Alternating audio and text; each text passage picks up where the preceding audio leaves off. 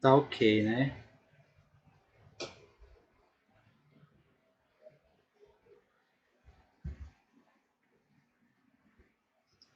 Pronto. Vamos fazer assim, tá? A gente combinou 7 horas, né? Eu vou respeitar quem chegou no horário. Então a gente vai iniciar. Mas assim, como a gente está aqui online, então eu peço que, se possível, se houver algum problema com o áudio, se houver algum problema com a imagem, com a transmissão, que você deixe aí no comentário, que eu estou aqui acompanhando, e aí eu tento solucionar, tá bom? Eu costumo falar para os meus alunos que o online é igual ao presencial, né? Vai ter um aluno que vai sair da sala, uma cadeira vai fazer barulho, alguma coisa. Então, aqui também a gente tem essas questões que podem acontecer. A gente vai lidando com isso. O que importa é a transmissão do conhecimento e você realmente adquirir e conseguir tratar as informações que vão chegar até você e conseguir executar, implantar no seu dia a dia na carreira, tá bom? Então, assim, conforme combinado, conforme conversado, e eu vou olhar bastante aqui para baixo, porque é onde meu retorno no celular está, para me poder visualizar os comentários, alguma coisa para a gente conversando, tá bom? Então, assim, caso você queira, no decorrer da aula, queira deixar ter alguma dúvida, deixar algum comentário, alguma coisa, você coloca no comentário que vou sempre estar visualizando aqui. Eu separo um tempo aqui para a gente conversar sobre as dúvidas, tá bom? Então, assim, a princípio, para quem não me conhece, né, eu me chamo Paulo Anderson, tá bom? Sou professor universitário, também professor de cursos profissionalizantes. E hoje nós vamos conversar sobre Taylorismo, tá? Taylorismo, ela é uma teoria da administração bem importante, porque ela serviu como base, ela foi a precursora em relação às demais teorias. Eu costumo dizer para os meus alunos que as teorias da administração, ela segue um processo evolutivo. Ela segue um processo onde os seus intelectuais, os seus executores, criadores, eles seguiram uma tendência de análise e de melhoria das teorias anteriores, para que hoje a gente possa ter um ambiente, uma visão do trabalho das pessoas, das organizações. Então, assim, é necessário ter essa base, é necessário ter esse pilar para que você possa tomar decisões, ter uma visão mais sistêmica, uma visão macro, para que você possa entender e entender, por exemplo, identificar um problema, criar uma solução. Então, o Taylorismo ele serve muito para isso. Taylorismo, Fordismo, então as demais teorias da administração, tá certo? Então, assim, no primeiro ponto aqui eu vou trazer para você um pouco da vida do Taylor, Frederick Winslow Taylor, e o que você pode pegar de ensinamento sobre a vida do Taylor, certo? Então, ele também, durante a sua vida, a sua carreira, ele tem muito a ensinar. E você pode pegar bastante conhecimento e levar para sua carreira, certo? Então, assim, Frederick Taylor, ele ingressou pela primeira vez em uma organização, em uma empresa na época, né, como um aprendiz. Então, ele estudou engenharia mecânica e entrou como aprendiz. Então, esse é o caminho, vamos dizer assim, o caminho natural de muitos profissionais. Eu, por exemplo, ingressei na organização pela primeira vez como aprendiz, né? Então, é a porta de entrada. Então, o Taylor ele entrou em uma organização, então os principais pontos positivos que a gente pode absorver e pegar como exemplo da vida de Taylor é justamente essa visão que ele possuía, muitas das vezes empírica, ou seja, por observação dos processos produtivos, no qual o ajudou a ter uma progressão na carreira, no qual ele ingressou como um aprendiz, depois se tornou um chefe de departamento, depois se tornou um supervisor, depois se tornou o gerente geral, depois se tornou consultor, enfim. Então ele teve um caminho a ser seguido. Esse caminho a ser seguido, ele teve um princípio.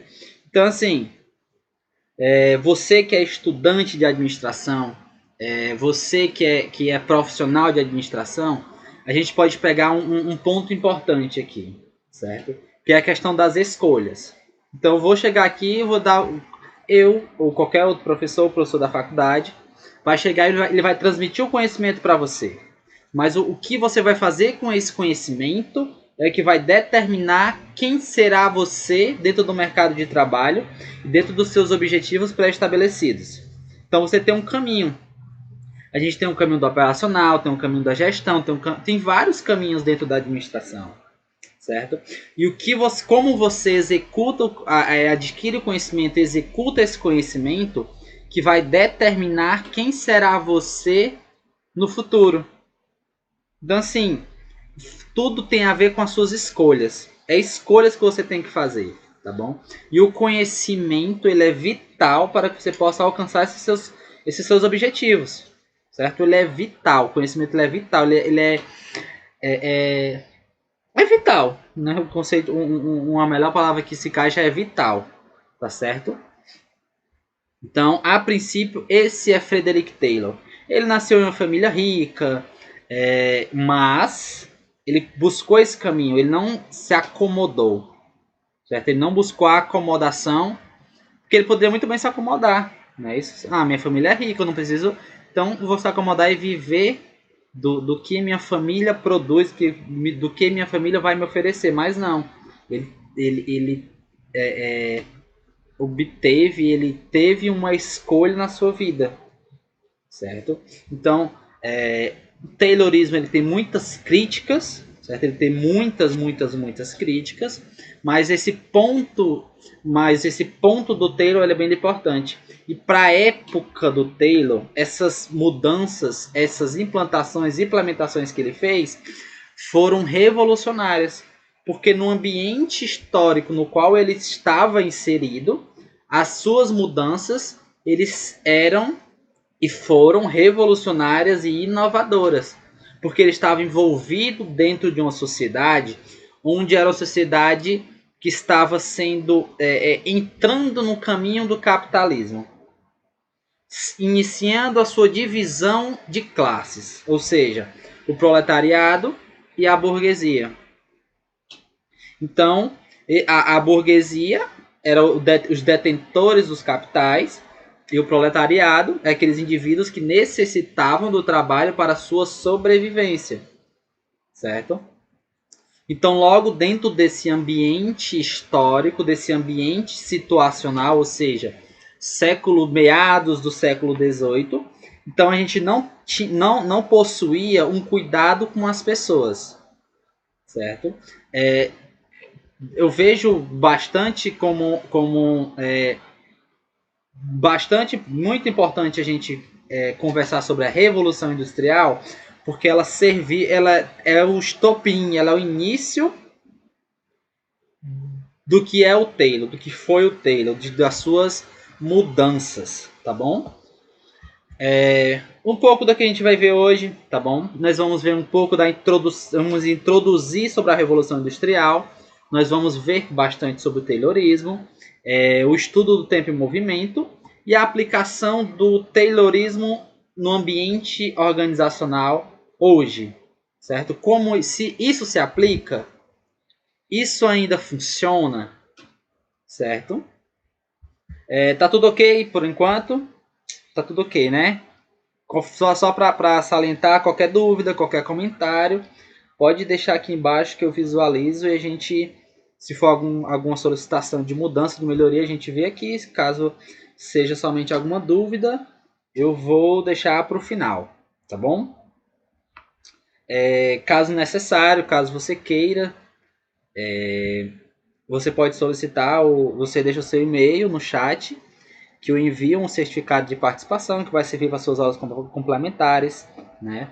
Caso você esteja estudando, isso é bem importante para sua carreira acadêmica, para sua vida acadêmica, é isso? Vamos lá, iniciando aqui a nossa conversa sobre a teoria, sobre a Revolução Industrial, certo? Mas assim, eu acredito que com o que a gente conversou sobre o Taylor, né, sobre a vida do Taylor, eu acredito que você possa ter adquirido, absorvido algum tipo de conhecimento para sua carreira, para sua vida. Né? A importância da gente ter essa visão sistêmica e visão de mudança, de não ingressar dentro de uma organização, ingressar dentro de um processo e somente fazer parte daquela engrenagem. Né? Nós, estudantes de administração, profissionais de administração, você precisa ter esse olhar estratégico, esse olhar de ver um processo e entender o seu início, o seu fim e os seus pontos de melhoria, os seus pontos de mudanças necessárias para um objetivo maior, para um crescimento mútuo, um crescimento organizacional. Né? Porque quando eu falo organizacional, é o crescimento da equipe, do gestor, da organização como um todo, tá bom? Então, se você almeja, se você tem como objetivo ser um gestor, ser um consultor, ter realmente dentro do caminho da administração esse caminho estratégico, é necessário ter essa visão sistêmica e estratégica para entender onde você está inserido e não se deixar levar pelo processo, não deixar levar pela rotina organizacional. Tá bom? Só dar um exemplo, tá bom? Logo no início da minha carreira, também como jovem aprendiz, na minha segunda oportunidade de trabalho, que foi como jovem aprendiz, eu pude obter um crescimento profissional justamente por essa visão de melhoria, por essa visão de entrar dentro de uma organização, de entrar dentro de um processo e não somente fazer parte como fator operacional, mas sim fazer parte como fator estratégico, buscando melhorias para obter os resultados organizacionais e da equipe, tá bom? Então, isso é muito importante para qualquer profissional e qualquer estudante de administração, tá certo? Vamos conversar aqui sobre a Revolução Industrial, que ela é o pontapé do Taylor. Então, houve a Revolução Industrial, a gente vai conversar bastante sobre isso, e depois inicia a nossa conversa sobre o Taylorismo em si, tá bom? A princípio a gente conversou sobre a vida do Taylor e a obra, que é o seu livro da Administração da Teoria Científica. O livro Teoria da Administração Científica, tá bom? Então, assim, a Revolução Industrial, ela não é somente um crescimento e uma mudança, uma revolução em si na forma de se fazer negócio. No início da era industrial, ela é uma época turbulenta para os trabalhadores, certo? Porque a Revolução Industrial ela iniciou na Inglaterra justamente porque a Inglaterra ela possuía um acúmulo muito grande de riquezas. Então, como ela possuía um acúmulo de riquezas, ela pôde fazer essa distribuição e esse investimento nas mudanças necessárias, certo? Então, por exemplo, uma das principais mudanças e inovações na Revolução Industrial, lá no século XVIII, foi justamente a criação das máquinas a vapor. Foi a mudança da manufatura para a maquinofatura.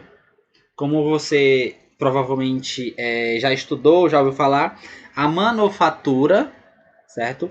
Ela era um trabalho artesanal, ou seja, o colaborador era de fundamental importância para o processo. Então, sem o colaborador na manufatura, os processos, as atividades, elas não existiam, certo? Então, dentro da Revolução Industrial, houve essa mudança. Houve a mudança da manufatura para a maquinofatura. Então, a maquinofatura, as máquinas se tornaram importantes. As máquinas eram primordiais para o processo produtivo. E o colaborador, ele era somente uma parte naquele processo.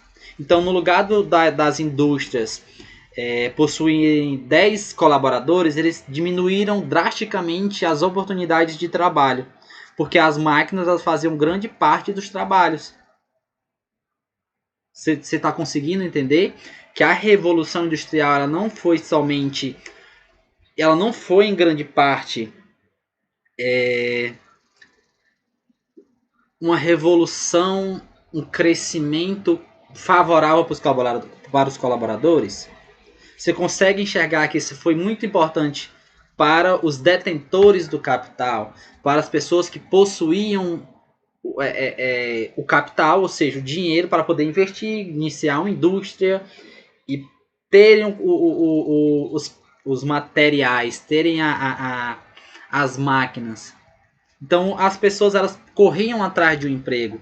Então como a burguesia poderia, sentia e via que o proletariado, ou seja, aquelas pessoas que vendiam o seu trabalho em troca de dinheiro para a sobrevivência, eles visualizaram que as pessoas elas estavam, do termo mais chulo, loucas por trabalho, porque aquilo era vital para a sua existência. Certo? Então, o que é que isso acontecia? Naquela época, nós não tínhamos leis trabalhistas, não tínhamos cuidado com as pessoas, ou seja, era uma época sem lei para os colaboradores. Era uma época onde os colaboradores realmente era, por exemplo, eu vou te dar um exemplo, tá bom? Eu sou proletariado. Eu sou o indivíduo que vendo minha força de trabalho para o burguês, para o detentor do capital. Então eu preciso daquele trabalho para minha sobrevivência. Já deixa eu pegar aqui a Maria Batista, por exemplo. Ela era a burguesia, ela possuía o capital. Então imagina só, milhares de pessoas precisando de emprego, só que tinha uma, duas vagas. Então o que é que o burguês viu? Olha, então, tanto faz o que eu ofereço para ele. Se ele não quer trabalhar, tem outro que queira. Então, dentro dessa mudança, o que é que acontecia? Muitos acidentes de trabalho. O pessoal perdia a mão, o pessoal perdia os dedos, o pessoal tinha graves acidentes de trabalho. Então, o que é que acontece hoje? O indivíduo vai para o INSS, recebe um auxílio, enfim, né, vários benefícios, várias assistências sociais, vamos dizer assim, não é isso? Então, naquela época não existia isso. Então, o que é que acontecia? Tu perdeu o dedo, tu perdeu a mão, vai embora que lá na rua, lá na porta da empresa, da indústria, tem várias pessoas querendo fazer o teu trabalho. E a pessoa era jogada lá e entrava outra e trabalhava. E a pessoa simplesmente ficava sem emprego. Então, olha como as pessoas tiveram que sofrer para que você pudesse ter e viver a era que você vive hoje. E a gente não pode. Eu vou estar sempre relacionando a época, Revolução Industrial, com hoje, tá bom? Pra gente ter essa noção. Então, assim, não necessariamente hoje você deve entrar em uma zona de conforto. Deve entrar em uma zona onde, não, eu vou. Então, como todo mundo já sofreu o que deveria sofrer, então deixa eu viver aqui somente o que está sendo oferecido para mim. O nosso papel como um profissional hoje é justamente buscar as melhorias, buscar pontos que ainda podem ser melhorados. Basicamente, se você for relacionar, o que mudou foram as leis trabalhistas, o que mudou foram as assistências, foi um cuidado com o colaborador, certo? Mas, por exemplo, se o colaborador se machuca, se ele se machuca, se ele sofre um acidente, ele não é demitido sem seus direitos porque existe uma lei para isso. Mas logo ele é substituído, porque as organizações elas precisam de pessoas para fazer aquele trabalho, certo? Então o nosso papel como administrador, em grande parte, é cuidar das pessoas. Mais à frente nós vamos ver bastante sobre isso, sobre algumas teorias da motivação, tá bom? Qualquer dúvida pode deixar aqui nos comentários, tá bom? Para vocês que entraram aí depois, tá certo? Então, assim, então, assim, quando a gente fala Revolução Industrial, para quem nunca ouviu falar, a gente pensa que foi algo tipo, poxa, então foi o que eu vivo hoje. A Revolução Industrial serviu para viver o que eu vivo hoje, mas não, certo? Eu normalmente, quando falo de Revolução Industrial, eu sempre gosto de citar Karl Marx, certo? Porque Karl Marx ele é muito citado hoje no meio e no ambiente político. Muito pelos seus posicionamentos e pelas suas defesas em relação ao socialismo, em relação ao comunismo. Mas o Karl Marx ele tem muita contribuição também no mundo do trabalho. Karl Marx era um ferrenho crítico justamente dessa luta, dessa divisão de classes do burguês com o proletariado. Ele batia justamente nessa tecla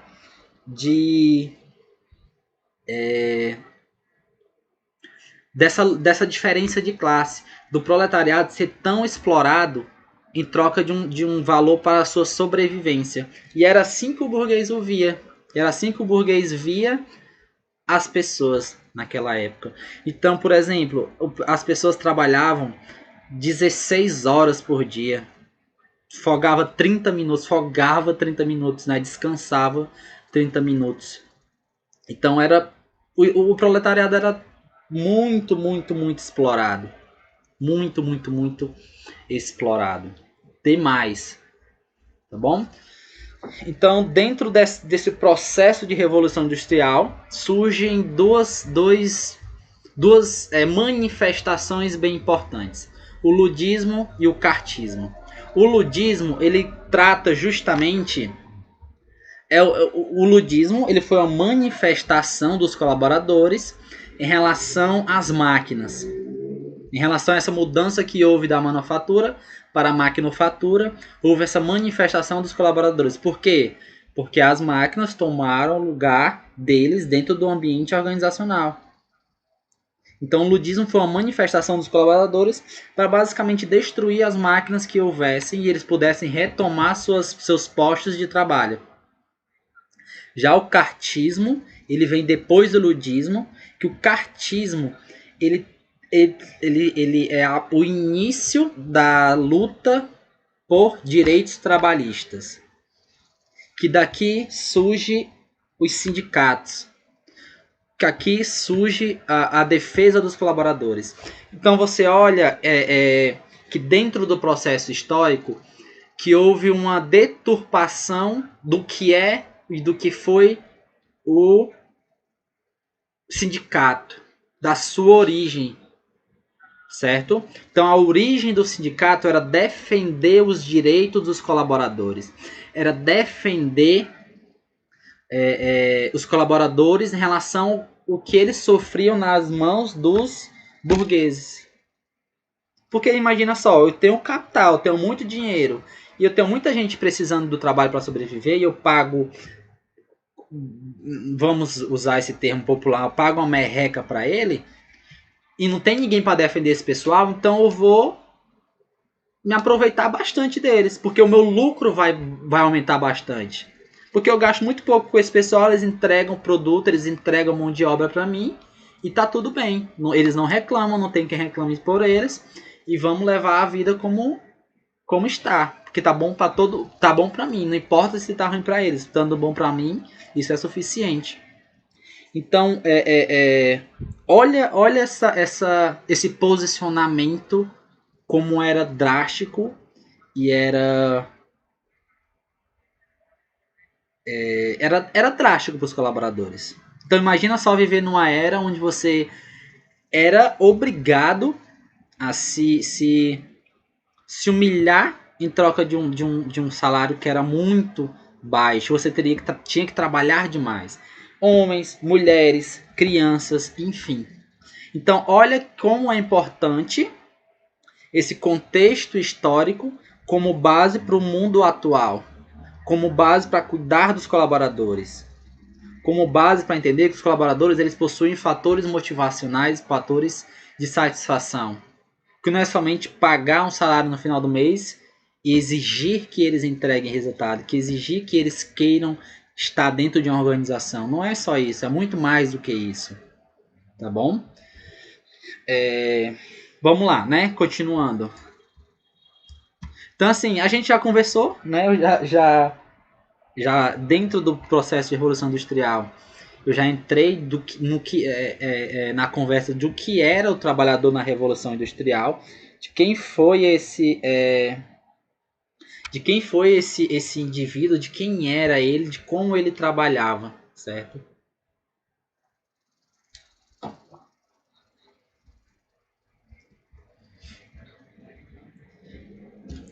E aqui a gente já inicia nossa conversa sobre o Taylorismo, tá bom? Nós podemos resumir o que foi o Taylorismo em relação a basicamente ênfase nas tarefas.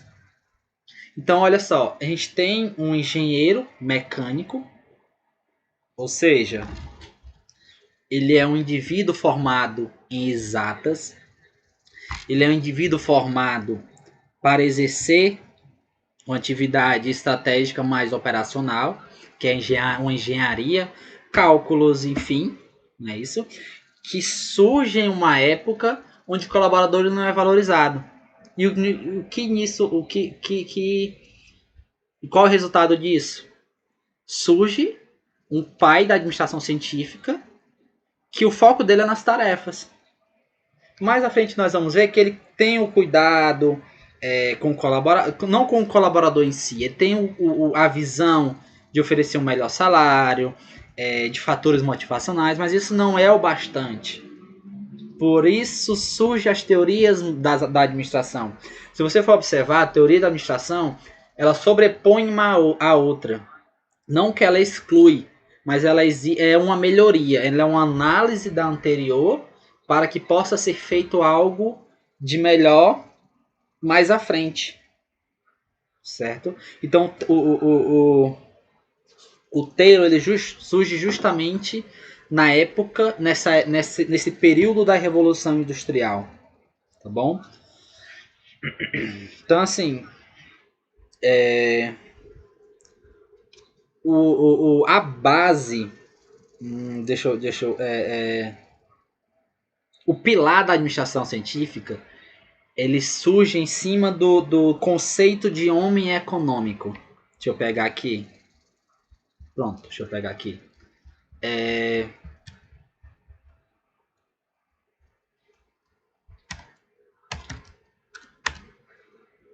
Então, o conceito da administração científica, ele surge em cima do homem econômico. Então, o que é esse homem econômico, ou homos econômicos? Tá? É justamente o indivíduo que ele precisa trabalhar, certo? Ver se tem algum comentário aqui.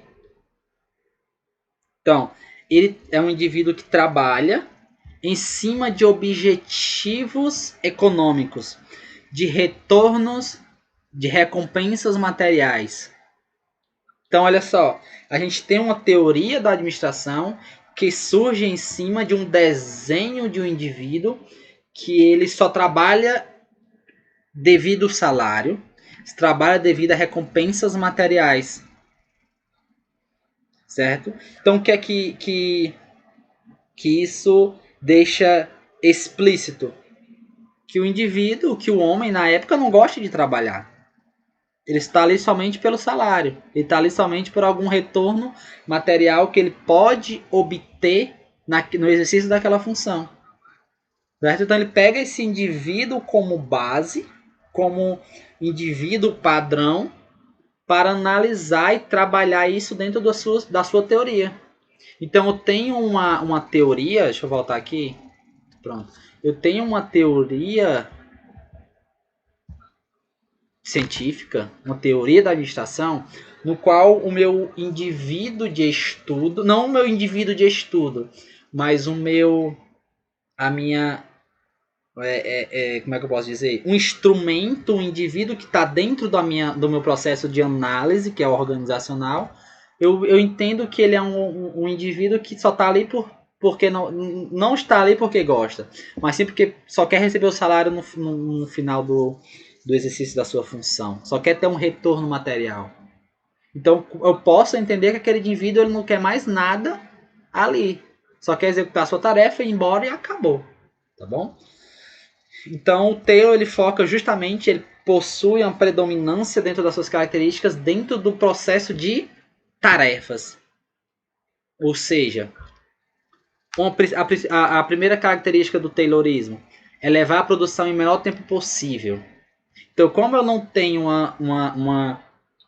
uma defesa do colaborador, como eu sei que ele está ali somente por um salário, não me importa se ele trabalha, se ele está satisfeito, se ele não está satisfeito. O que vai me importar é o tempo de execução da sua atividade, para que eu possa reduzir os meus custos e elevar o meu lucro. Olha essa visão.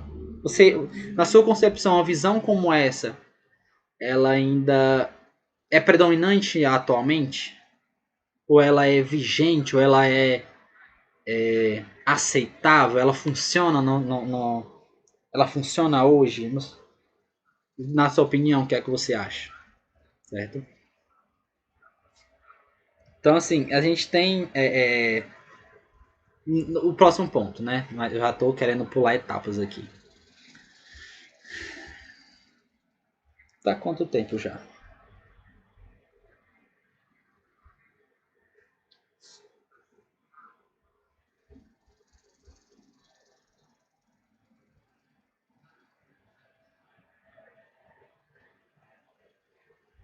Hum, 40 minutos. Nem parece. Parece que passou rápido, né? Pronto, então cada operário realiza apenas uma atividade, padronização do trabalho. E entra um ponto aqui importante, tá bom? O Taylor, certo? As suas principais características era padronização. Opa, saiu já. Padronização do trabalho. Fazer as atividades em menor tempo possível. Então, assim, esse colaborador acabou que ia se tornando um indivíduo robotizado. Então ele exercia aquelas atividades de forma síncrona e repetitiva. Então, uma das características que eu repasso bastante para os meus alunos vou abrir aqui esse computador. Uma das características que eu passo bastante para os meus alunos é visão macro. Tá? Você não deve somente fazer uma atividade, você deve ser um indivíduo generalista. O que é um indivíduo generalista? Consegue ter uma visão macro do processo para entender o início e fim.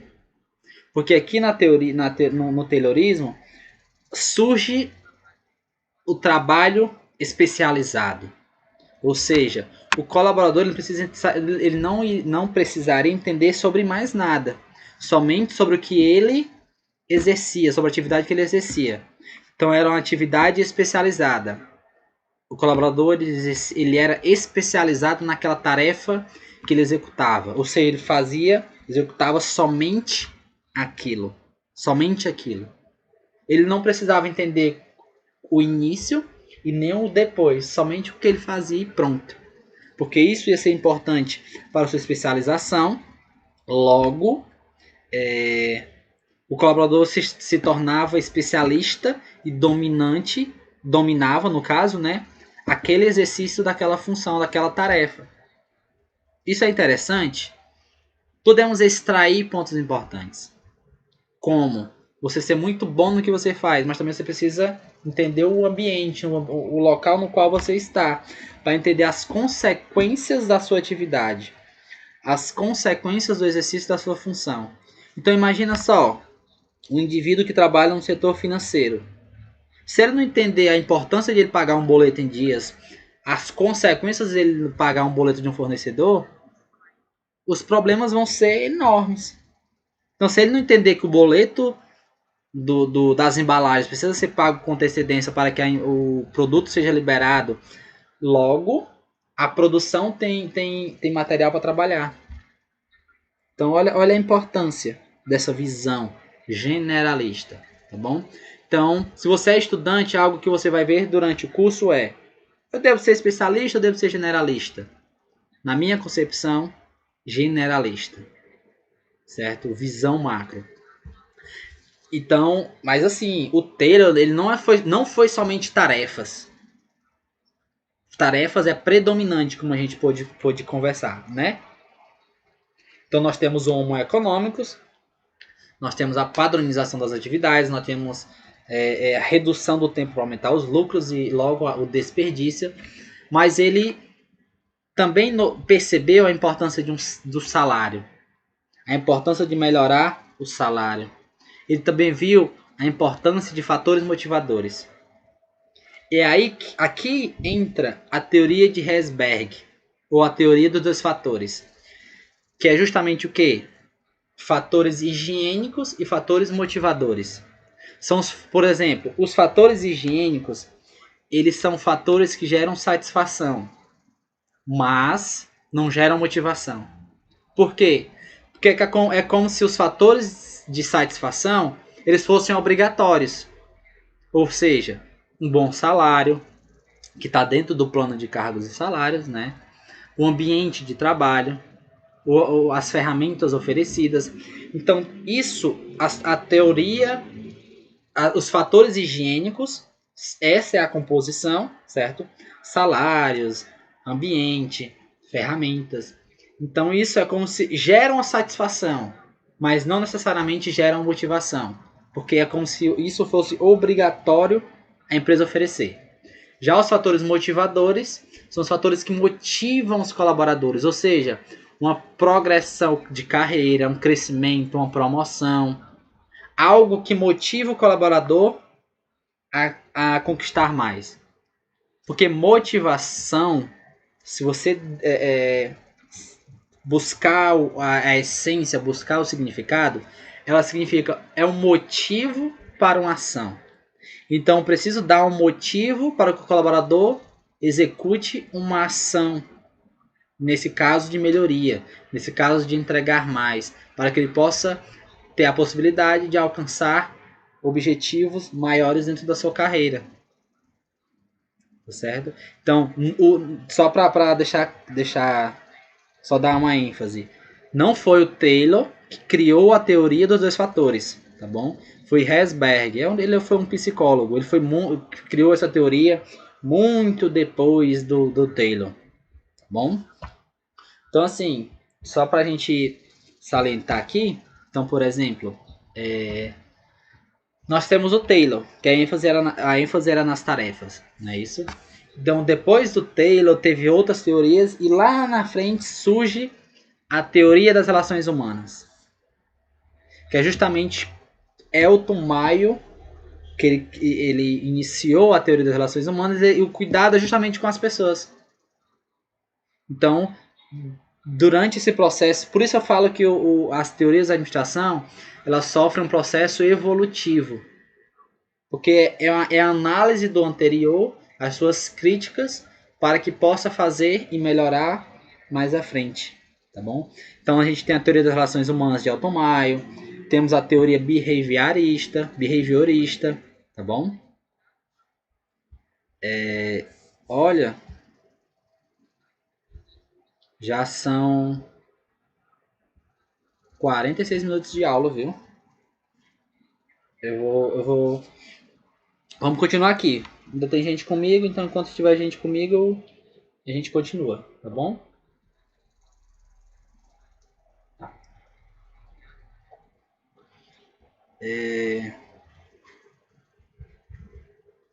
Fatores positivos do Taylorismo, tá bom? Nenhuma dúvida por enquanto? Tudo tranquilo? Tudo tranquilo? Fatores positivos do Taylorismo, tá bom? Então, por exemplo, o Taylorismo ele possui 4 princípios, certo? Então, por que fatores positivos? Porque esses fatores eles podem ser trabalhados até hoje, certo? Que é o princípio do planejamento, ou seja, você substitui o improviso, substitui a observação por métodos científicos e planejados. O que significa um método científico? Quando eu falo em método, eu estou falando que é um caminho seguro, um caminho estudado e seguro a ser seguido para alcançar um objetivo. Eu tenho um método. Então, o que significa? Que eu tenho um caminho seguro no qual eu vou te transmitir para você alcançar um objetivo. Então, por exemplo, logo, em breve, eu vou lançar alguns cursos. Um curso de administração geral, curso de consultor empresarial, curso de psicologia organizacional. Então, dentro desses cursos, eu entrego métodos, que são caminhos que você pode adquirir, você pode seguir para alcançar um objetivo, desenvolver na carreira, executar uma implementação, uma melhoria dentro do ambiente organizacional, certo? Então, por exemplo, consultor empresarial, curso de consultoria empresarial. Então, dentro desse curso, eu entrego um método para você se transformar, seja você estudante, seja você iniciante na carreira, seja você profissional, eu te entrego um método, certo? Para você se tornar um consultor empresarial e exercer essa função. Isso é um método. Eu vou te entregar um método. Você absorve, aplica e obtém um resultado. Tá bom? Então, assim, você está conseguindo entender que... Ai, Taylor, eu não preciso estudar isso, professor. 1800 e tarará. Não preciso estudar isso, não. Lá, século XVIII, eu não vou estudar isso, não. Eu preciso aprender o hoje. Mas você consegue entender que estudando sobre o Taylor, entendendo as suas aplicações, você consegue pegar o que foi feito e fazer melhorias. É aqui o ponto-chave do processo evolutivo, certo? É você fazer as observações, fazer as análises, fazer um plano para que você possa identificar os pontos de melhoria, trazendo para o mundo de hoje, dentro das transformações e dentro do comportamento social e organizacional vigente, certo? Então, por exemplo, o que a gente pode extrair do Taylorismo? Princípio do planejamento, ou seja, métodos científicos e planejamento. Segundo ponto, princípio da preparação dos trabalhadores, ou seja, sabe o recrutamento e seleção? Era justamente isso, mas na época dele ele não tinha essa visão, certo? Então, esse princípio da preparação é justamente o princípio para que você possa selecionar os melhores colaboradores, unindo as suas aptidões, ou seja, as suas competências, com o que a empresa precisa. Então você chega você vai trabalhar no RH, trabalhar na administração mesmo, e preciso contratar o melhor colaborador, ou o melhor candidato. Mas por quê? Onde isso teve início? Então, tá vendo como tudo tem uma base, é importante você conhecer esse pilar, certo? Então, temos o princípio do planejamento, o princípio da preparação, o princípio do controle, ou seja, você controlar, mensurar a execução das atividades, para que você possa identificar pontos de melhoria, pontos de produtividade. E o princípio da execução, que é justamente o quê? Você delegar atividades, responsabilidades para os colaboradores. Então, por exemplo, tem muito colaborador hoje que executa uma atividade dentro da organização, mas o perfil dele não é daquilo.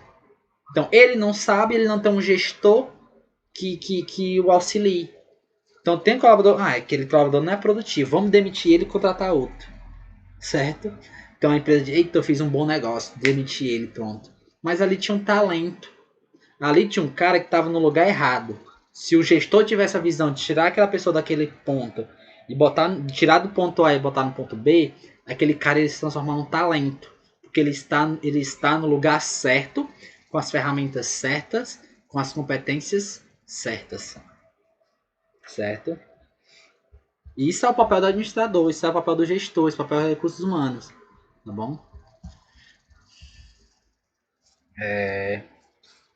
Temos o estudo do tempo e movimento, tá bom? Então, assim, você viu que a gente está passando aqui pelos pontos, né? Logo, logo, se você estiver no grupo, tem um grupo no WhatsApp, certo? Provavelmente você viu por lá, né?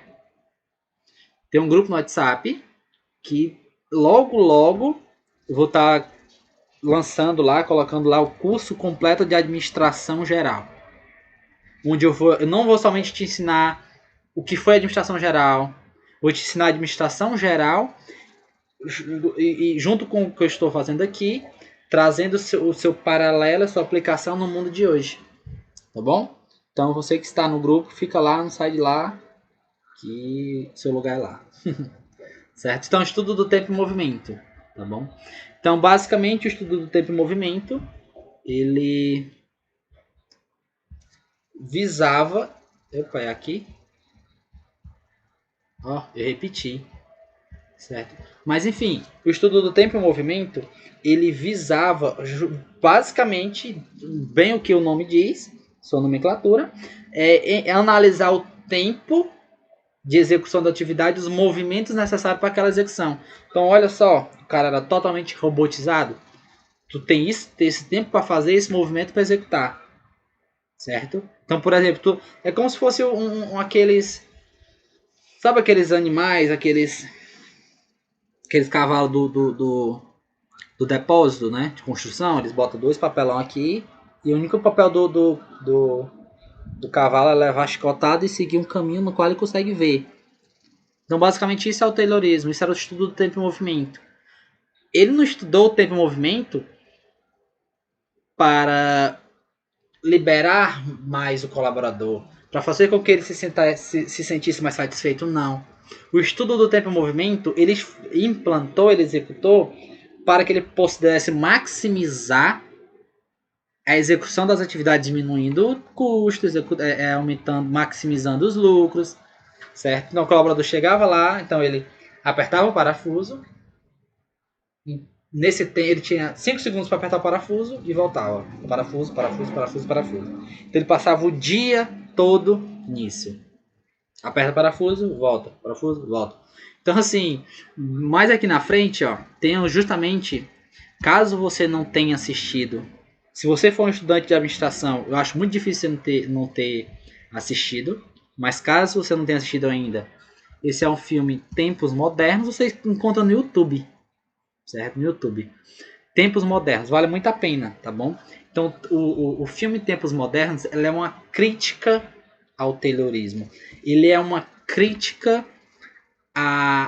ao modo e ambiente de trabalho dentro da primeira Revolução Industrial. Porque tá vendo essa imagem aqui? Ele é justamente isso, tá? Então, tem esses 3 colaboradores, né? Esses 3 indivíduos. Então, esse primeiro tá de jaqueta, né? De jardineiro, né, que a gente chama.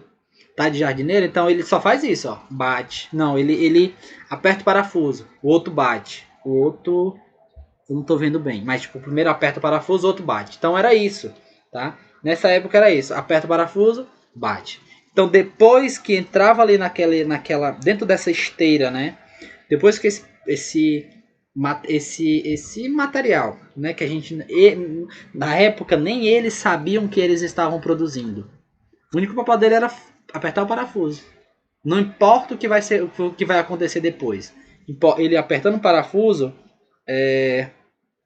pronto. O trabalho dele estava feito. Certo? Ele aperta o parafuso e e o outro bate o martelo aí.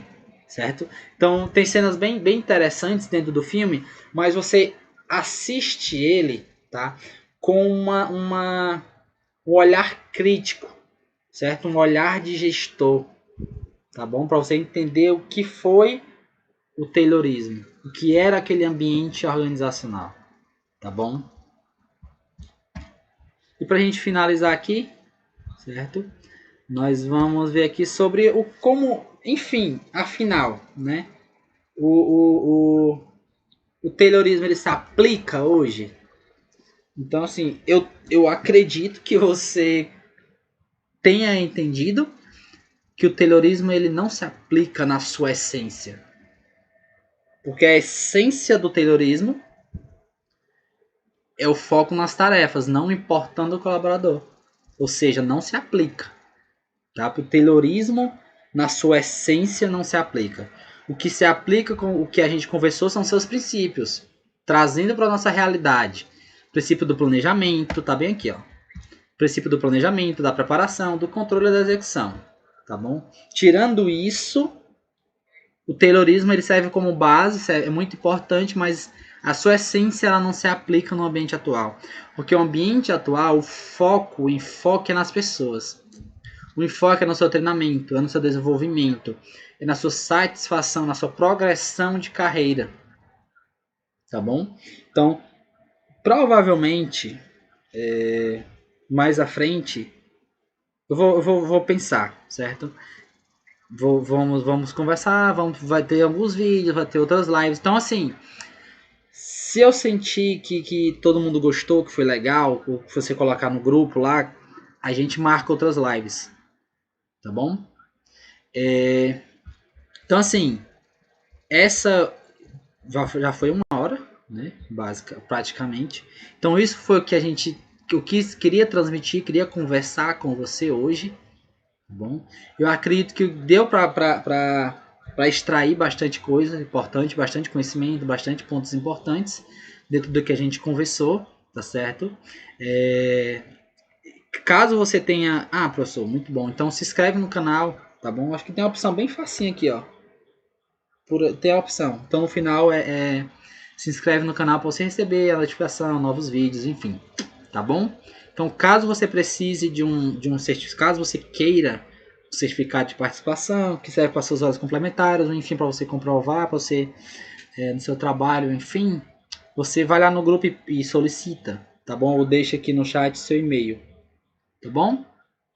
Então, assim, espero que você tenha gostado. Se você tiver gostado, compartilha para outras pessoas, para seus amigos, que dá certo. Você compartilhar para eles também visualizar essa live, tá bom? Então, espero que você tenha gostado, que você tenha adquirido bastante conhecimento, que esse foi o meu principal objetivo aqui nessa noite hoje com você, tá bom? Então, um abraço e a gente se vê nos próximos vídeos, nas próximas lives, ou quem sabe mais à frente já e nos cursos. Tá certo? Então, um abraço e até a próxima.